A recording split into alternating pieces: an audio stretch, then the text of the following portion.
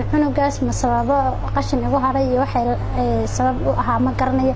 laakiin caadadii baa iga wareertay 6 bilood 4 bilood marka ugu yartahay 3 bilood maqnaata 3 sano markaan saa isbitaal gaarso waan ka qustay kolba isbitaal baan aaday General Hospital Sumaho Madiina isbitaalaha dhan waan aaday marka waxa la yiraahdaa daawo ba isoo qoran daawadii markaan qaato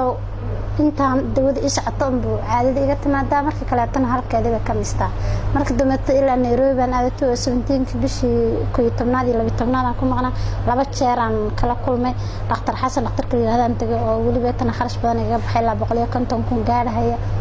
asagana kuwii hore waxba ma ka bedelin dawooyinkiis marka isticmaalayo bay caadada iga imanaysa marka iga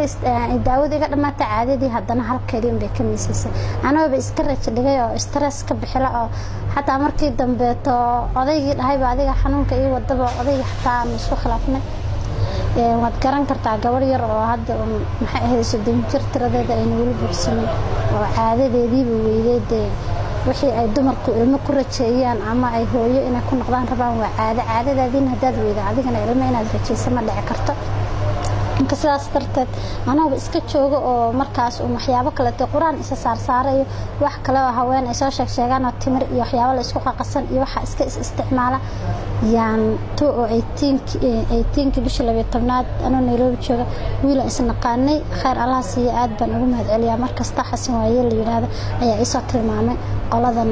maxay ahayd shirkadan markaasna gaarso ku cusbaan hadda sanadkan bishii koobaad xafiiska furrabaan buu yiri isla koobaadiiba waan imaaday dadka ugu horeeyay shirkada la soo kulmay baan ahaa xafiiska markaas oo furan laga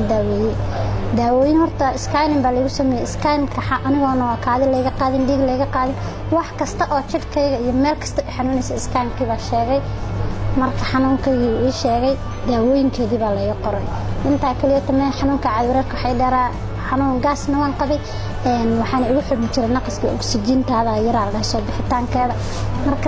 markasta oo wax yar fadhiyo ama wax yar socdo ama wax yar aan sheekeeyo hadda intan aan halayo kale tamaari jiray waayo naqaska igu dhigi jiray waa hiin raagi jiray marka daawooyin badan oo la ii qoray xanuunkii naqaska waan ka fiicnaaday gaaska asagana waan ka fiicnaaday 3 jeer la dhahay daawada qaada 2 jeer maan qaatay ana waliba 3 jeer aan dhamaysanin oo lacag waay 2 jeer markaan qaatay daawadii waan ku fiicnaaday ilaa hadda iyo bishii koobaad laga bilaabo bishii shanaad aan ku jirna